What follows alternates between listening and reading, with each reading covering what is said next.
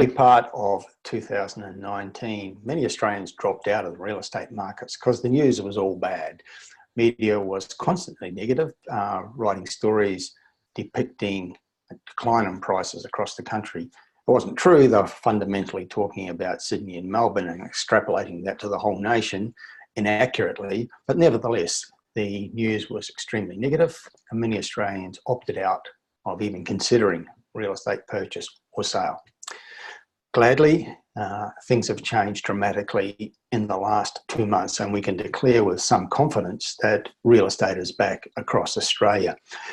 There's been a series of what we might call fortunate events impacting positively on, firstly, sentiment, and that's translated into increased activity, and that's in turn translated into improved data coming out of real estate markets, such as statistics on prices, auction clearance rates, and the surveys of public sentiment towards real estate.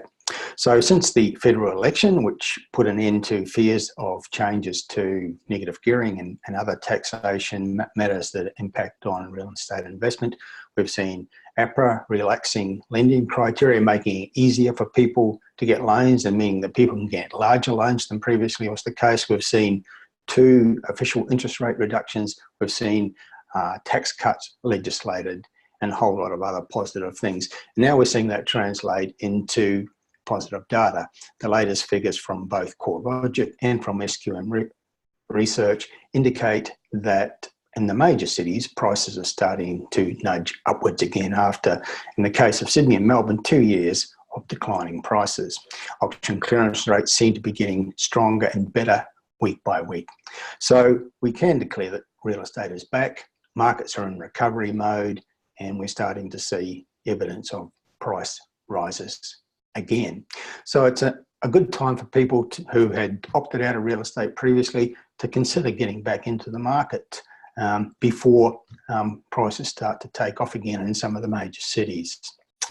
And with that in mind, we have in the last week or so published 2 of our most popular reports, the ones that speak directly to the biggest issue that impacts on the most buyers across the country, and that's the issue of affordability. So we've published the 2 editions of our national top 5 cheapies with prospects reports, the city edition and also the regional edition. These are the reports that identify what we regard as the best places to buy affordably in locations that have good prospects for growth. We're not just identifying cheap areas to buy, we're identifying affordable areas with strong growth drivers.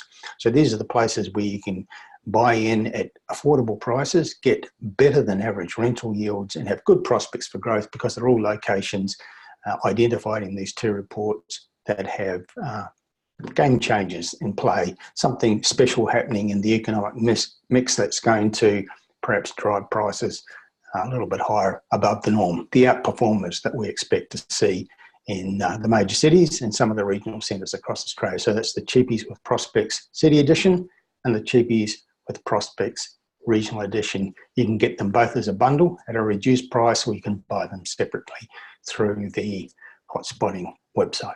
That's it for now. Terry Ryder from Hotspotting signing off. Let's talk again soon.